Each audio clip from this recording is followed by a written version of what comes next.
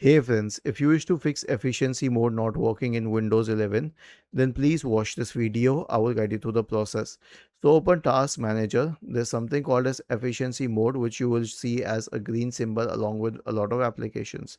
In some of these, you will not be able to get the efficiency mode. Actually, the thing is that this is reserved for a few applications only, and you can choose to do away with the efficiency mode, but there is no option to use efficiency mode on applications where it doesn't work.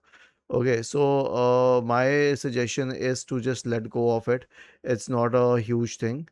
Honestly, the efficiency mode for browsers does not even make a lot of difference as such, unless you are using very high network usage applications like YouTube and all, and in that case you can consider closing them easily. So if efficiency mode is not working for certain applications, then it is better to just ignore that part. Was this helpful? If yes, then please subscribe to the channel. If not, then let us know in the comment section of the video on how we could help you further. Thank you for watching this video and have a nice day.